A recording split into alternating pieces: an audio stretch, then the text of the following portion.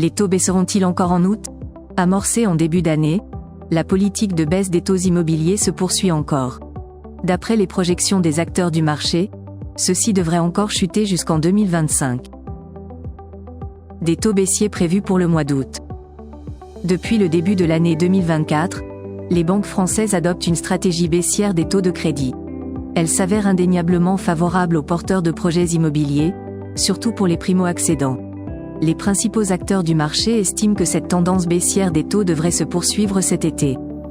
De son côté, l'Observatoire Crédit Logement CSA a précisé que les taux des crédits immobiliers chutent continuellement à la mi-juillet.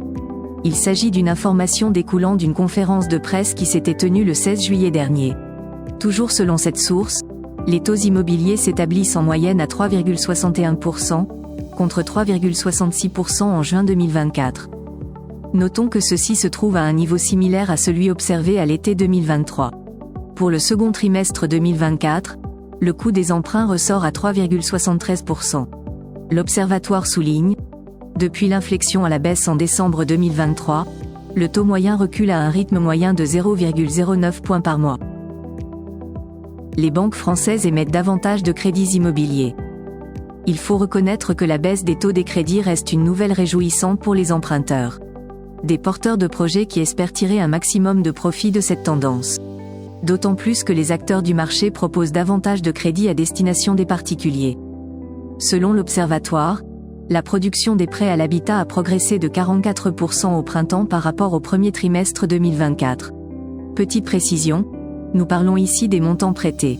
Mais les bonnes nouvelles s'enchaînent sur cette période de l'année. En plus de cette hausse favorable des crédits à l'habitat, le nombre de dossiers financés a également progressé de 49%.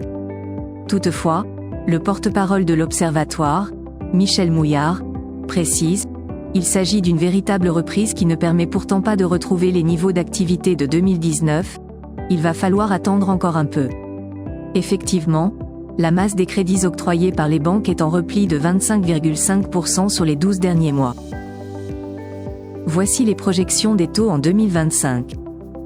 À en croire les taux communiqués par l'Observatoire, ceux-ci devraient encore reculer en août prochain.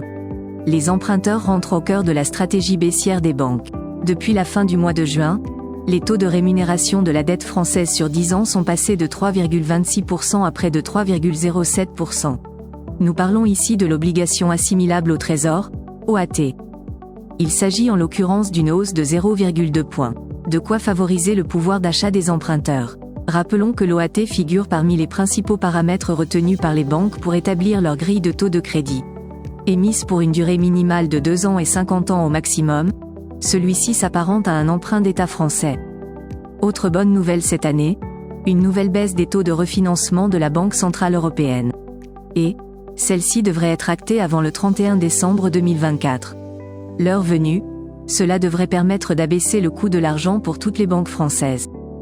Selon les projections de Crédit Logement, les taux moyens devraient s'établir à 3,25% à la fin de l'année 2024.